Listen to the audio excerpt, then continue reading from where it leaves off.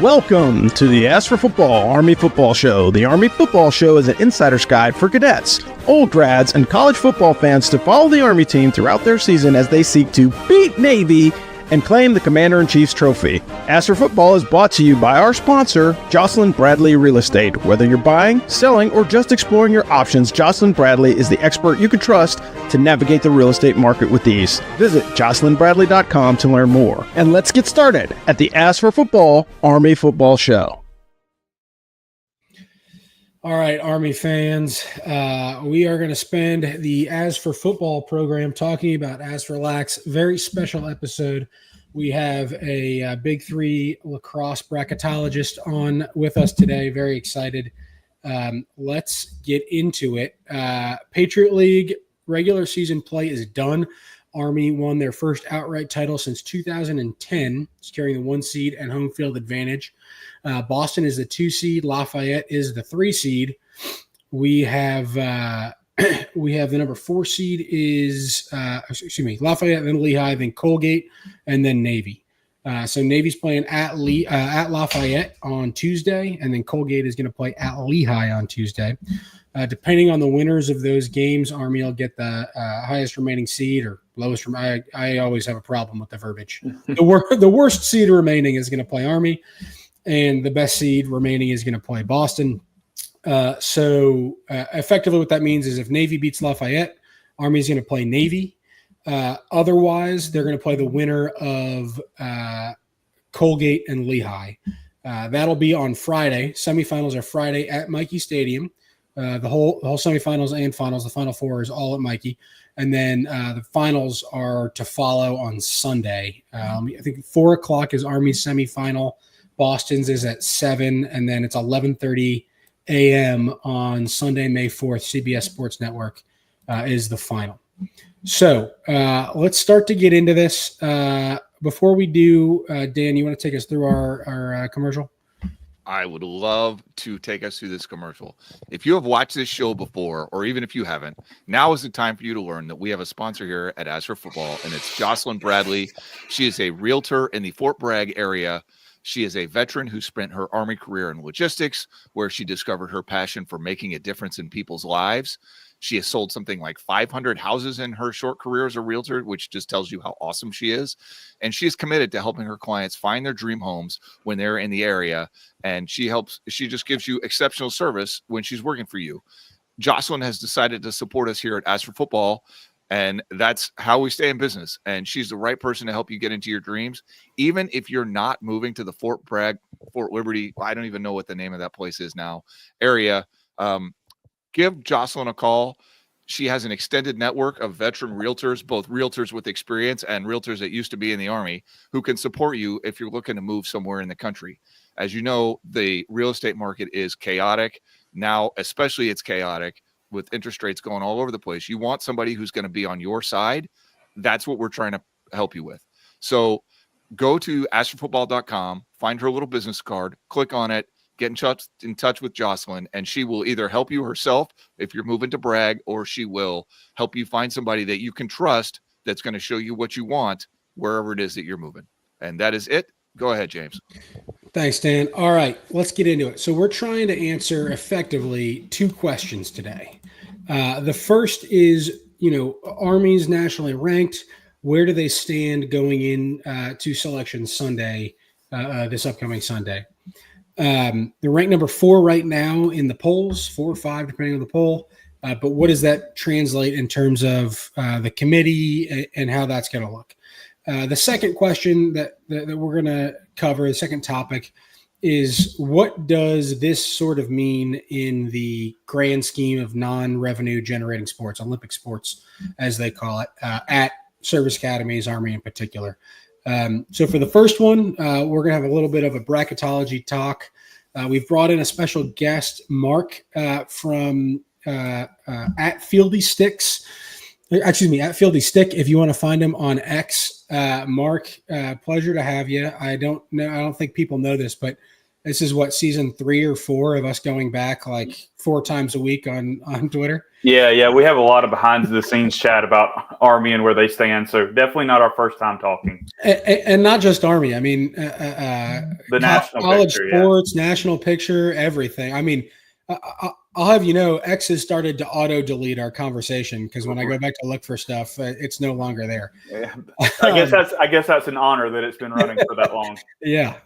So very excited to bring Mark on, talk a little Army lacrosse in this situation. This is sort of I'd say probably the best at-large case that Army has had in a very long time.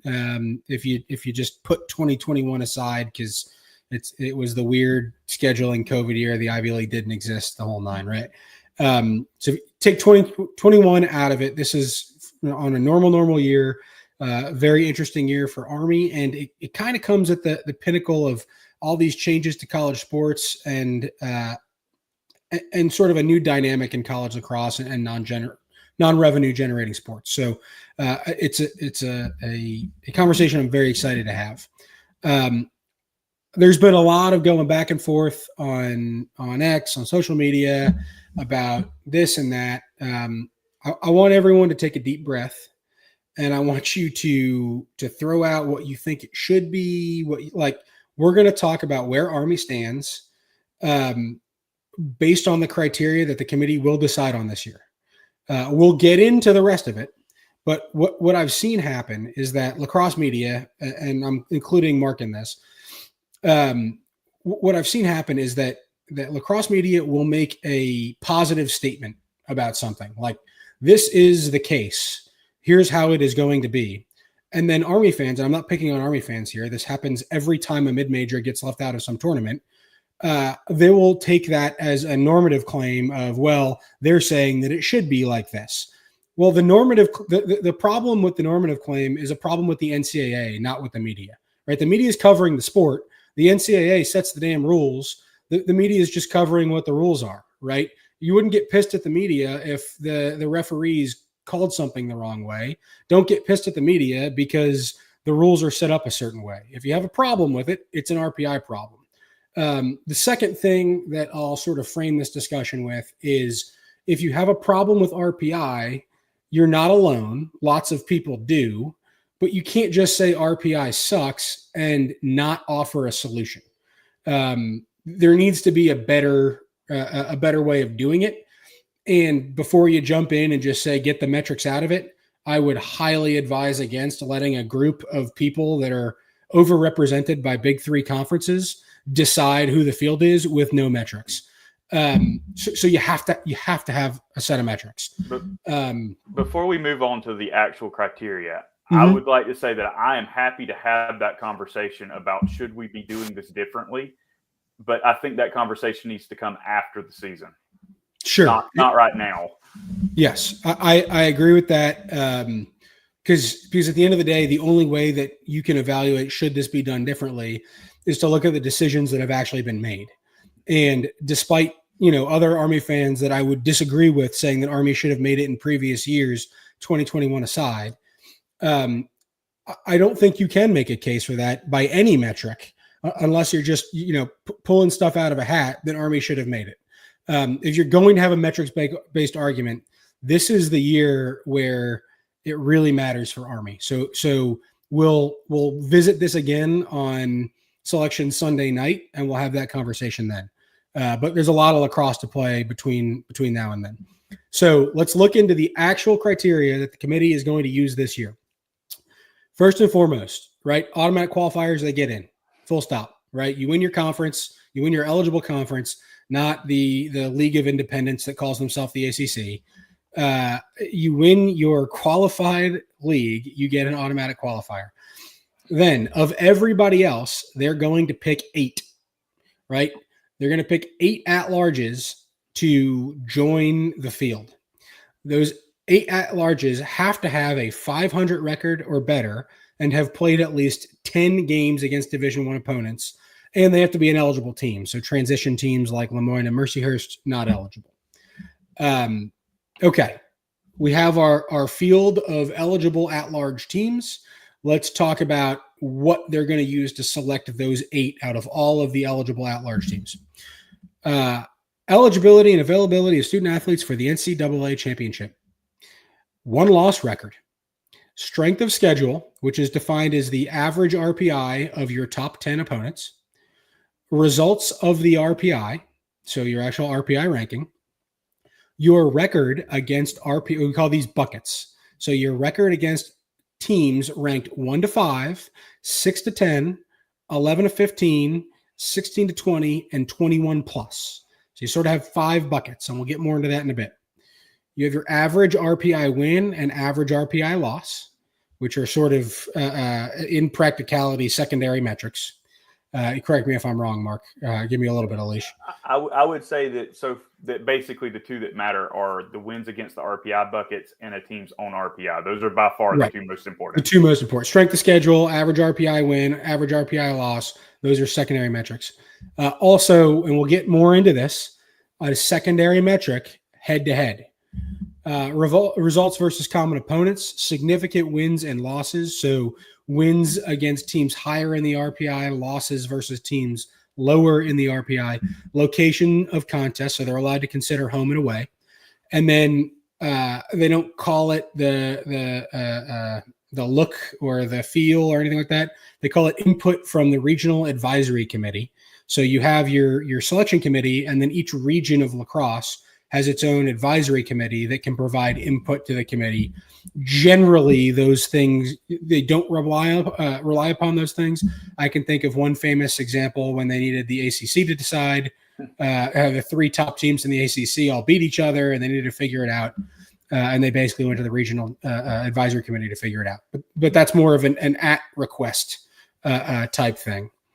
Okay, that's it. Then they take those and they seed the top 8 teams. It doesn't matter if you're an at-large, doesn't matter if you're an automatic qualifier. They're going to seed the top 8 teams of the field, and then they're going to filter the 9 through 18 into the bracket. And the only considerations, the big consideration is flights. So they have to minimize the number of flights. They're not supposed to go above 2, although they have to. And then they're supposed to keep the bracket as true as possible. So they'd like to keep 9 at 8. They'd like to keep 10 at 7, right? And they're only switching those if it has to work to prevent flights. So that's sort of how they field it. That's sort of how the criteria works. Mark, am I off on any of this? I would say maybe one thing is that you have to decide to play in games before you start messing with 9 through 18. Okay. Yeah. Yes. And Army should not be in any question of a playoff game this year. So your number 1 seed and your number 2 seed are going to play the winner of 2 play-in games. And then everybody else just goes straight to the first round games. Also important to note, if you get a seed, you get a home quarterfinal game before the predetermined neutral sites of the the quarterfinals. Excuse me. You get a home first round game before the predetermined sites of the quarterfinals and the Final Four. Cool. Give me a little bit of a leash, Mark, but generally how this works is they take RPI, and they take your RPI and they kind of group the RPI into different sections based on your buckets of wins. So that 1 to 5, 6 to 10 wins and losses. Generally speaking, there's not too much care about losses inside the top 20. Maybe that can be a really particular, a differentiator. Okay, they have a loss to 1 to 5. You have a loss to 16 to 20. Yeah. I'd say you're really having to find anything to differentiate between 2 teams if you're starting to look at losses. Right. The only time losses really matter is if you have a 21 plus loss, right? A bad loss. Wins matter a lot more in the top 20. Mm-hmm. Outside of the top 20, wins, to be frank, don't matter, right? A 21 plus win is not going to end up on a sheet in front of the selection committee. So you care about your 1 to 5, 6 to 10, 11 to 15, and 16 to 20 buckets. That's what matters, right? That's it. So you've taken your RPI. You say, okay, 1 through 4 are in sort of a group because Their 1 through 4 and their win buckets are kind of similar. 5 through 8 are in a group, and you kind of group all the way down. And then within those groups, you're looking at head-to-head, location to contests, maybe more individually the buckets, things like that. That's where you start to get into the nitty-gritty. So just to give a quick example on that, for tomorrow's bracket, the groups are basically going to be Maryland is clear number 1, then 2 through 4 is a group, which is Cornell, Penn State, and Princeton in some order. Then you have basically 5 through 7, which is a group, which is North Carolina, Ohio State, and Notre Dame in some order. And then Duke is a pretty solid 8. And then Army is going to be in the 9 through 11 group, which is like Duke, Syracuse, and Harvard. Now, I know you said earlier that Army was number 4 in the polls, and I actually don't look much at the polls. Who are they behind? Is it the same clear top 3 as Cornell, Princeton, Maryland? It is. Penn State's behind them. So that would be the disconnect, is that Army's metrics and wins don't align with, I guess, the media and coaches' perception of how good this Army team is. Right. And that's not to say that the metrics are right or the coaches are right or the media is right. It's just to say that the metrics are not aligned with them. And at the end of the day, what the coaches think and what the media think don't end up on the sheet in front of the selection committee, and the metrics do. So that's what we're trying to get across here, right? So, for example, right, if I was looking at that group that you talked about, UNC, Notre Dame, and Ohio State, right? Mm-hmm. At that point, okay, I've created that group. Okay, well, and there's an obvious order. Right. Ohio State beat Notre Dame. Notre Dame beat UNC. So the order is going to be Ohio State, Notre Dame, UNC, right? Yep. And that's real easy. But it's only then that head-to-head matters, right? I'm not, and I put this out earlier on X, I'm not looking at Ohio State and saying, well, Utah deserves to be 1 spot ahead of Ohio State because they beat Ohio State in Columbus, right? Of course not, right? Their RPI is way lower. And yes, you can justify some jumping in the RPI due to the head-to-head, but you sort of have to be in the same bucket, the same group, before you start using the head-to-head to jump, right? Wait. Can I jump in and ask a question? Army's behind please. Duke, and the reason is because Duke has better wins? Because yes. I'm looking at Duke's schedule, and they lost to Denver. So for example, Duke currently has 6 top 20 wins, and Army has 3. And Army's might go away, by the way. Yeah, which we'll get into. Okay, I will. Okay, like I agree. That doesn't feel good. It doesn't feel right. But it's what the data sheet says currently. Right. This is a positive claim, not a normative one. Right. I asked a question and I got an answer. I don't have to like it. I learned that at West Point. All right. Cool. So let's get into our possibilities, and I'm going to have Mark help us kind of navigate the sort of ceiling and floor of each possibility. Right. So possibility 1, Army wins their next 2 games. They're the Patriot League champion. They are at that point, 14-1. They have somewhere between 2 and 4 top 20 wins, right? Their 2 top 20 wins will be UNC and Boston, most likely. If they don't face Boston, maybe they're between 1 and 4, but UNC and Boston. And then perhaps, I'm making things up. Maybe Colgate beats Boston, gets into the top 20, and then stays there. There's a lot that can happen, right? But you have UNC as a lock as a top 20, hopefully a top 5. Boston is a maybe. And then currently 19th and 20th in RPI and very fragile are Rutgers and Yale. So that will form a lot of those win buckets, which with RPI is the 2 primary things the committee is looking at to group teams, right? So, okay, Mark, they're 14-1, and what's their ceiling and what's their floor? So I think that the committee is going to do everything they can to seed Army as high as they can. The problem is that if there's a profile that clearly looks better than Army, they have better wins, they have better metrics, how do you seed Army ahead of them? So if you start counting off the teams that look like they're probably going to project ahead of Army, you have Maryland, Princeton, Cornell, we're already at 3. Penn State is highly likely to project ahead of Army. There's 4. If Ohio State beats Rutgers on Thursday, a game they're favored in, there's 5. And then whoever wins the ACC tournament, because they all play each other, someone has to win those games. There's 6. I would say Army projects as probably 7th or 8th in this case. Right. Okay. And the That team doesn't strike me as a crime. Like, I'm not going to be out, in front of, on Fifth Avenue in New York with a sign in my hand saying rank Army higher. I mean, 8th is a thing I think we could live with. I could personally. Now here's the question.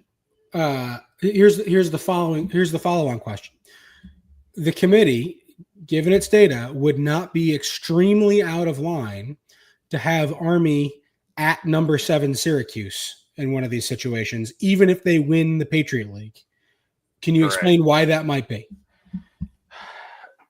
Basically, Syracuse is going to have better metrics, and depending on how the ACC tournament goes, they might also have better wins. What's the case for Army? It's basically just record. Let's say Syracuse loses in the semifinal of the ACC tournament. I don't know who they're playing, but let's say they lose. There's still, I think, a case to be made for Syracuse over Army based on the metrics. If it's for the last spot, yes, I wouldn't say Syracuse is a seed in that case. Okay. I mean, you're talking about, I only know of one head-to-head that they both played, and that's North Carolina. Yeah. Syracuse lost to North Carolina yesterday. I watched that game. James told me I was supposed to be rooting for the Qs, but I rooted for the Tar Heels. I would say that Syracuse has a lot of work to do to get a seat at this point. So that's not necessarily a likely destination for Army as a road destination. Sure. Let's say they're at number 7 Harvard. Yeah.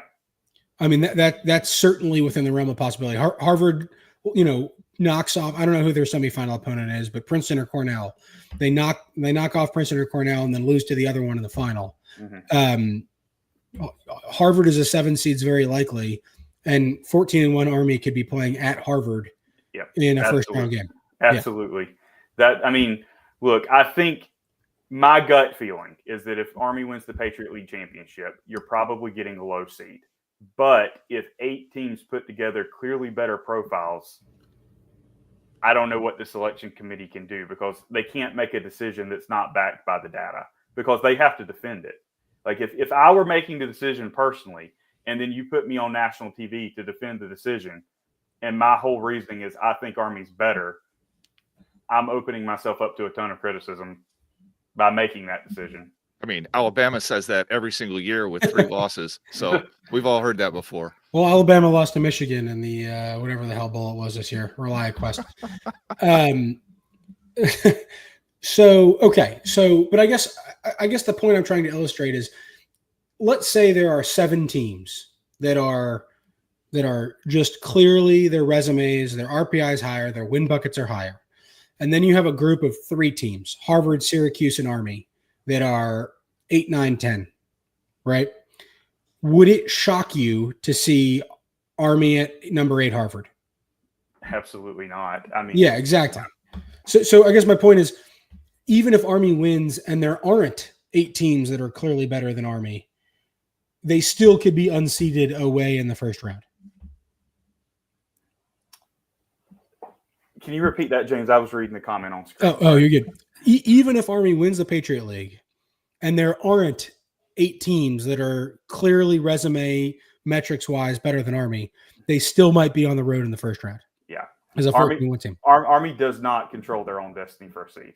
Right. Exactly. Okay. It's just like when we get the second scenario, Army, the factors that are going to decide whether Army has a compelling at-large case are not within Army's control. Right. Okay. So that's number 1. And with scenario 2, what you just said is true on multiple levels. But okay, Army, or outcome number 2, there's sort of 2A and 2B. 2A is they lose to Boston in the Patriot League finals. 2B is they lose to some other team in the Patriot League tournament. Can you take us through sort of number 1, the differences between those two, and then number 2, where Army would stand in that situation and what the different inputs are? So I've seen this idea floating around from, I guess I'll say, other media members, that if Army makes it to the Patriot League championship game and loses to BU, that they're a lock for an at-large. But if they lose in the semifinals, they're out. And I would say that's complete nonsense. That these two scenarios, 2A and 2B, actually look pretty similar. That the only difference is that if you stack the losses to BU, there's no way that Army has a bad loss. Whereas if the loss comes to someone else, it's possible that you do have a 21-plus bad loss, which makes Army's profile and in a large case a bit weaker. So on where this stacks up, it's very clearly on the bubble. I would say how it evaluates depends on two main factors. One, whether Rutgers and Yale remain in the RPI top 20, and two, who you're ultimately being compared to on that final bubble call. Right. Okay. So that's a big thing, right? And that's why I told Dan he should be rooting against Carolina last week, is because if Carolina had lost last week after losing to Notre Dame and had lost in a semifinal of the ACC tournament, you're now at a point where Army is being directly compared to UNC, and then head-to-head matters, right? But if UNC is in a group above Army, now it doesn't matter, right? And I think one thing, but you're okay. So let's say UNC. I'm with apologies. Let's say UNC wins the ACC tournament, and it doesn't help you now that you've got a win against the ACC champion. I mean, that's on its face. That sounds insane. So that win would be worth no more than it currently is because North Carolina's 5th in RPI, which is as high as you can get in terms of win buckets. Okay, so. I guess I know where I have diverged from lacrosse public opinion here, but I will. Well, I'll step back.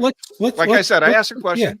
Yeah. Let's be clear, Dan. Nobody here is making a normative claim about this, right? Like nobody's saying that it's right that the buckets are what they are, right? So, I think Mark and I both think that it's arbitrary and kind of nonsensical. Yeah, it just is what it is. I tend to not air my opinion on this too much, but fair enough. my biggest complaint with the current system is not necessarily that we're using the RPI; it's that we're bucketing wins in the way we are, because 1 = 5 doesn't make any sense. Right, and 1 = 5, but 5 greater than 6, which right? Equals 10. Yeah, which equals 10. Yeah. Right, exactly. Okay. All right, let's go back to the comments for a second. So Ryan asked, can we move to hockey model and make the data truly public? The committee is, committee's relying this heavily on data. So we're going to get into NPI a little bit. I want to touch on that. Go to Lax Reference on Twitter. I told Zach there that I'd plug him. We're going to get into NPI. I have some things to talk about there. It is public. RPI is extremely public. It's a simple. It is probably too simple of a formula, but it is a simple formula. 25% of it is your win-loss record, 50% of it is your opponent's win-loss record, and 25% of it is your opponent's win-loss record. That's it. So to illustrate just how simple it is, James and I were looking at a hypothetical of what Army's RPI would be if they were undefeated, and I'm pretty sure we were both doing that calculation by hand. Yes. Yeah. I mean, it involved nothing but arithmetic. I'll put it that way. Now, I can't believe I'm about to start arguing for the eye test. so that okay, we can get into this. So, like I said, right, we think, I don't want to put words in Mark's mouth, but I think that people think there's a problem with the RPI in the sense that it values, at least the way that it's used, it values losses too little, I think is the big thing. It doesn't value wins enough. Fine. Everyone can have a problem with everything. What's your solution? Right? Division III this year is trying out something that involves no committee. It is simply a formula, and that's it. It's called the NPI. It's 25-75 instead of 25-50-25. The 25 is your win-loss record, and then your 75 is strength of schedule.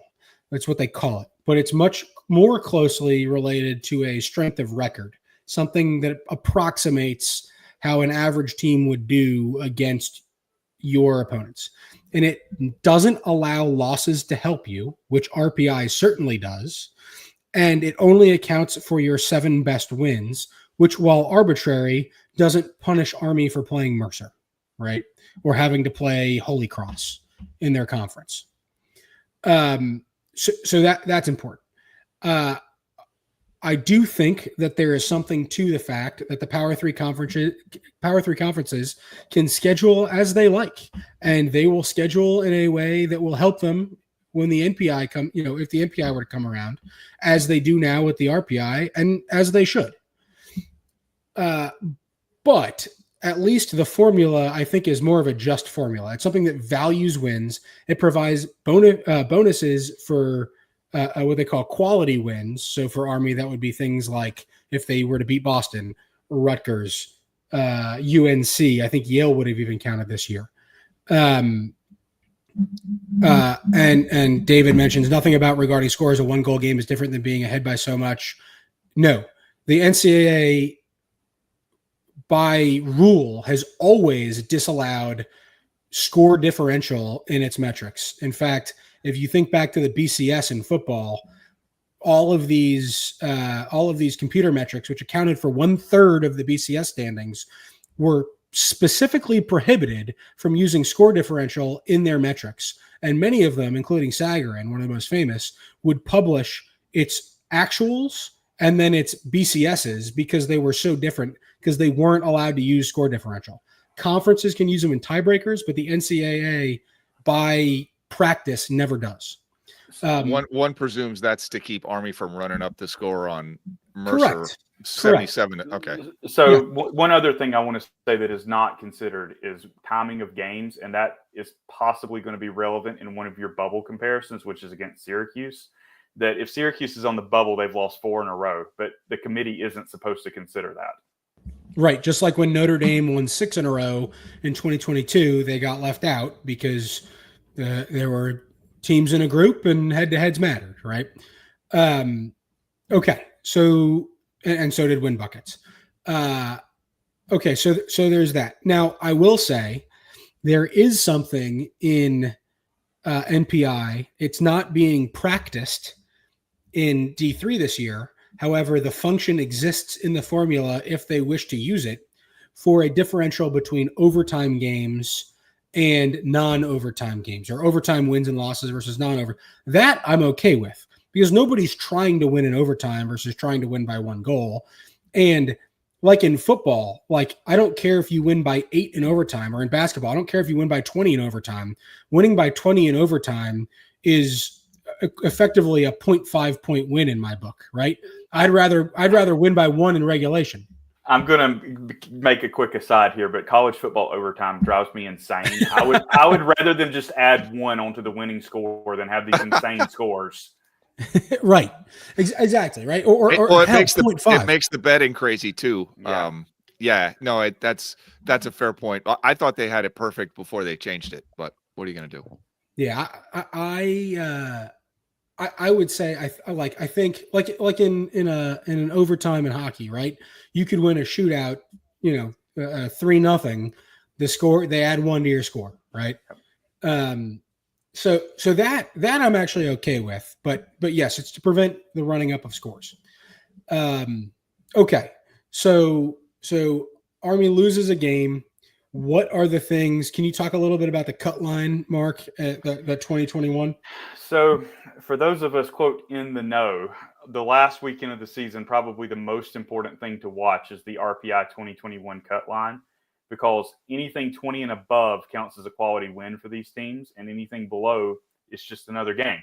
So beating Yale and Rutgers, those look like quality wins for Army right now.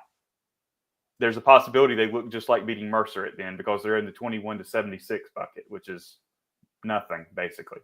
So there's a scenario out there where some of these mid-major teams that are currently sitting in the high 20s in RPI, like Towson and Georgetown, win their AQ and displace 2 of your quality wins from the RPI top 20. In which case, Army has North Carolina and maybe another win against someone else. I don't know. BU, Colgate's, who? Right. There is a situation where Army loses to BU and they have 1 top 20 win, and that top 20 win is against RPI number 9, and they're not even competitive compared to Richmond at that point, I don't think.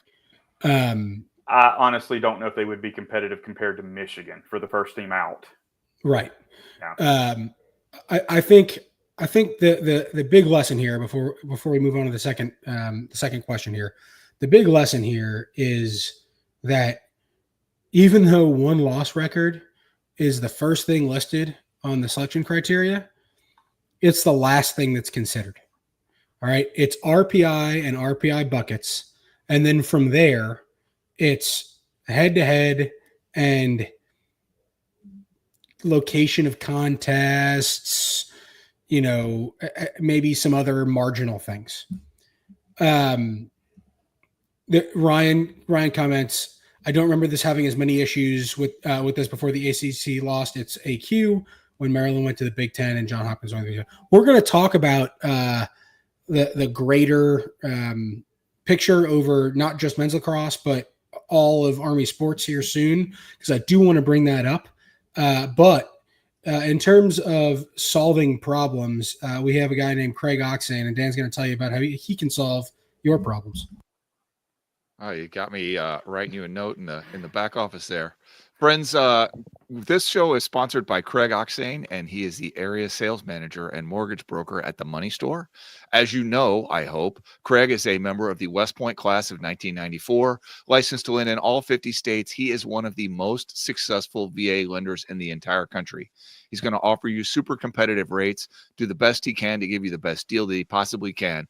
And as we discussed, like buying a house, going through a mortgage, doing all this stuff is super confusing. Like, this is not an easy process. Rates move all over the place. You're trying to decide when to lock in.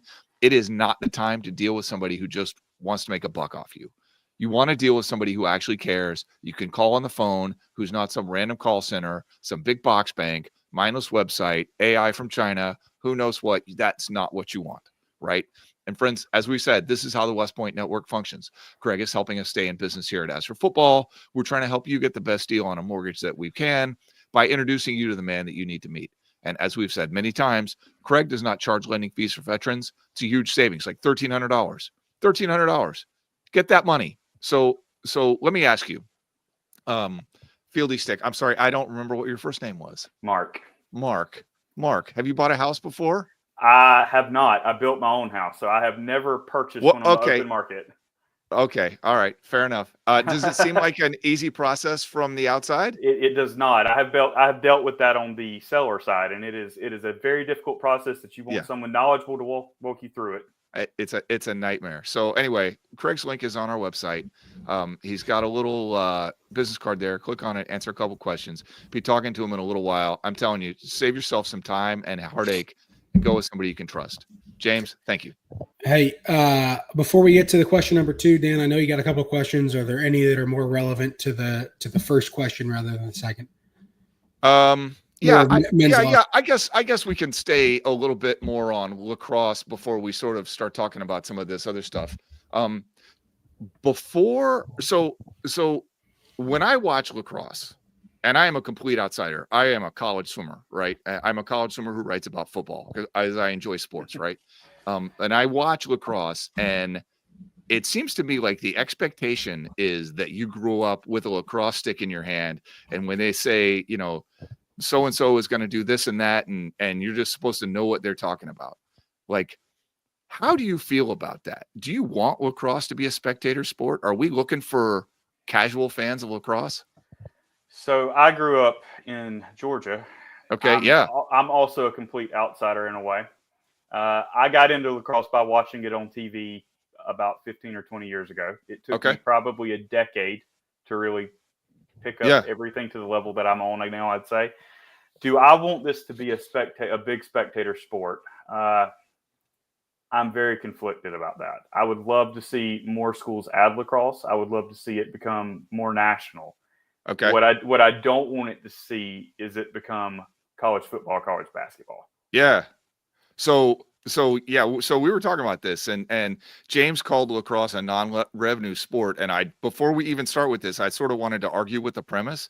We had 3,000 people at Army's game against Boston University, 5,000 the next week against North Carolina. They probably had about 10 to 15 or 10 to, or give or take 10,000 people at the Army Navy game down in Annapolis.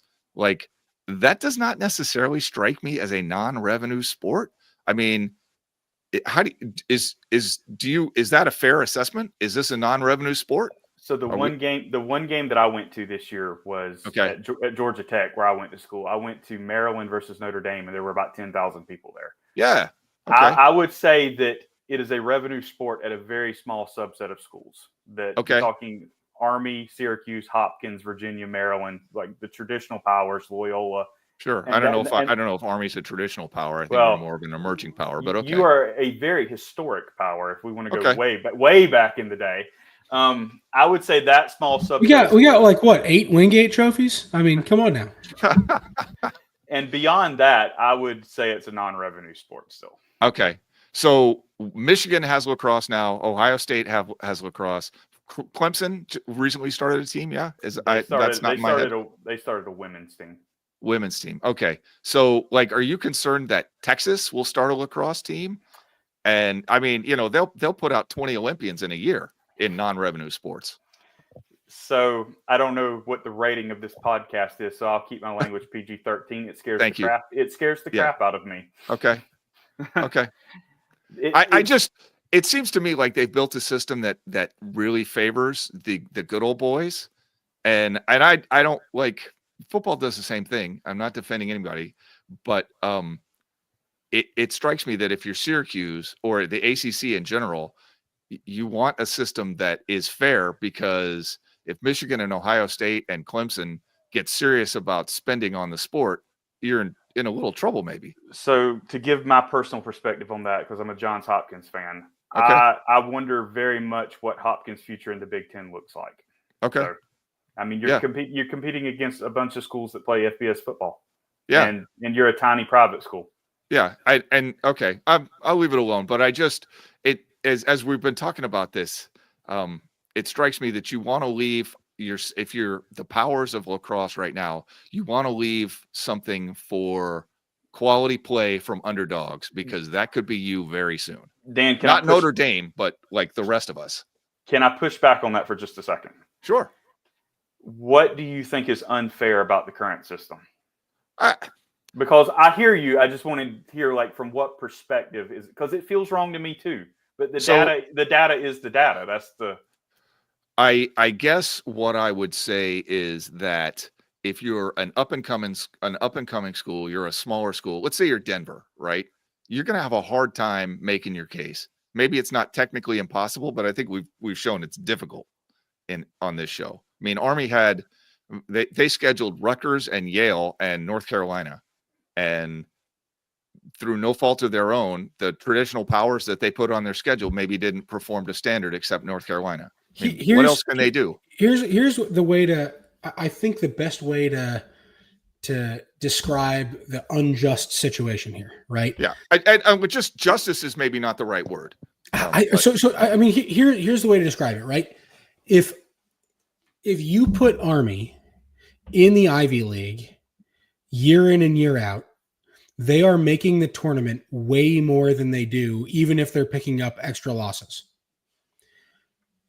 It is teams in mid-major conferences that are in those mid-major conferences because the Big Three would never let them in, that because they have the conference schedule that they have, will never be able to perform. And I don't mean perform as in terms of recruit, win games, so on and so forth, but will never be able to perform in the metrics the way that teams who recruit and play the same or worse than them perform in the metrics, just because of the conference that they're in. That's to me what seems unfair about it. So the season is won halfway when the schedules come out. That I can spend a few weeks looking at the schedules and tell you what teams having a chance of an at-large bid when the schedules start trickling out in December. Yeah. I mean, we see the same thing in football, right? Army went, had an exceptional season, absent one loss, one inexplicable loss, but won their conference, did almost everything they could do, and never really had a realistic shot at the college football playoff just because of the way the schedule itself was structured. I don't know that it would have benefited us, but just looking at the way things were stacked, it was incredibly difficult path. This, you know what I'm saying? So let me talk about some systemic stuff real quick. The issue that I have with the FBS playoff is that it doesn't follow NCAA rules.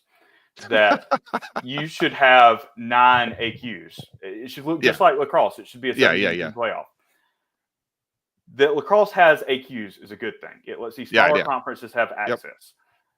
The system that we currently use to seed and select at larges is basically a subjective interpretation of objective data. If it was straight objective data, Army probably doesn't get an at large this year. The metrics aren't there.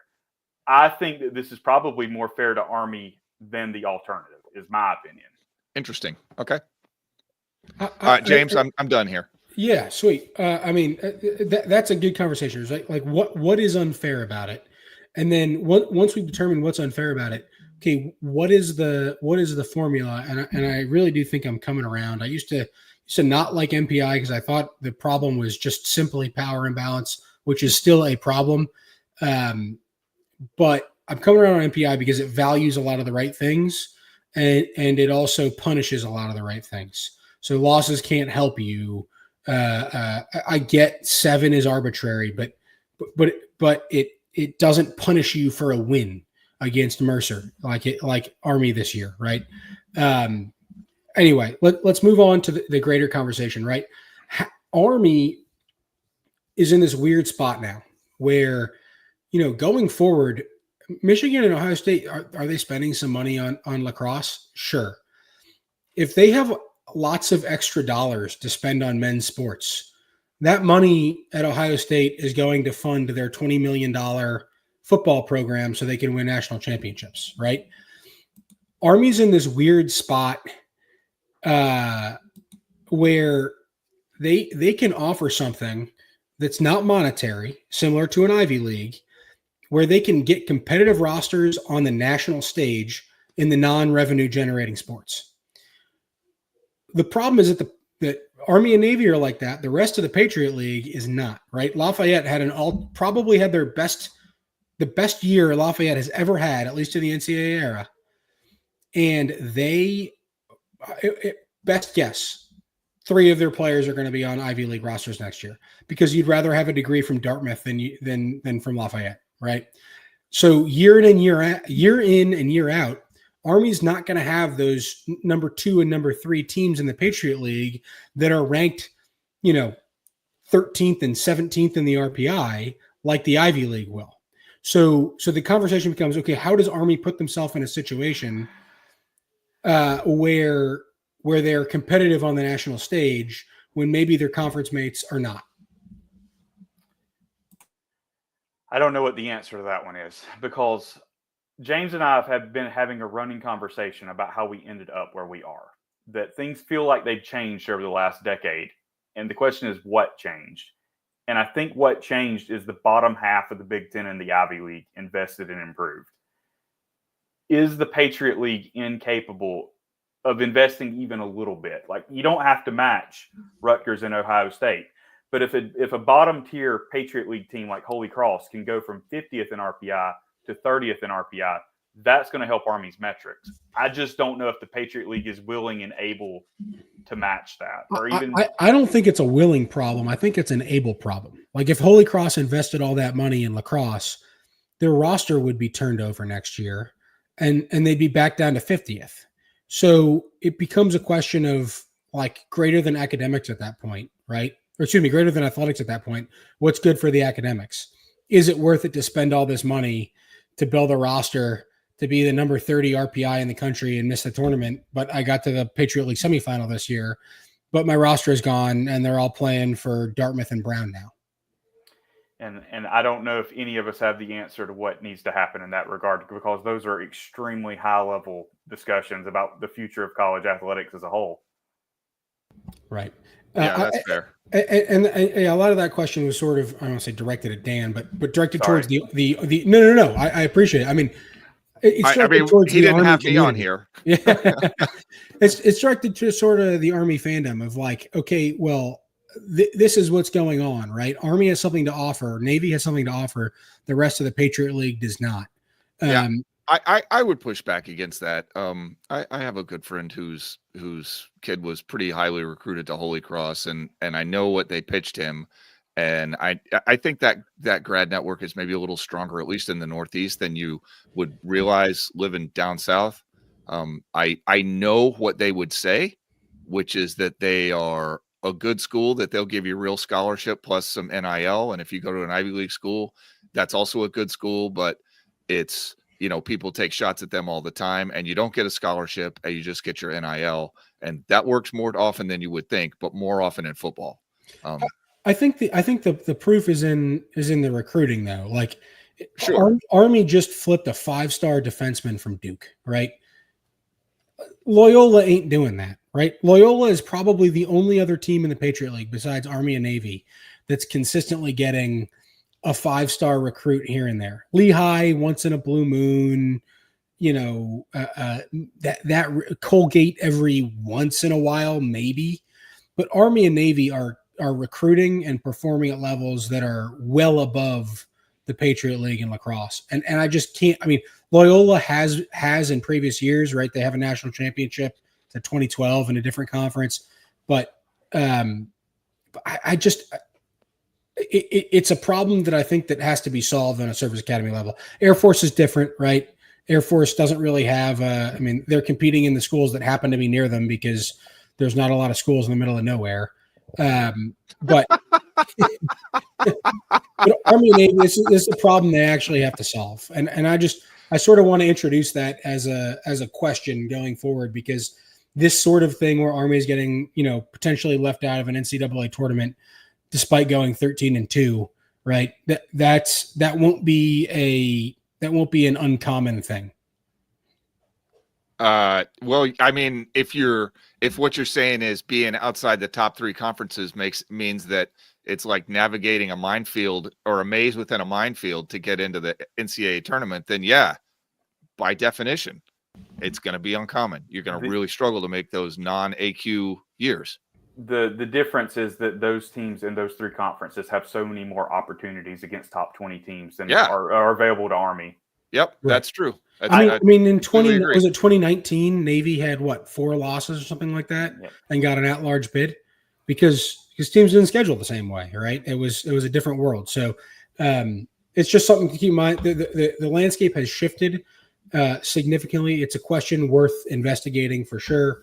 I think it's probably a good question to pose as we leave, but I hope at the very least that Army fans, number one, understand, hey, this is where we actually sit this year.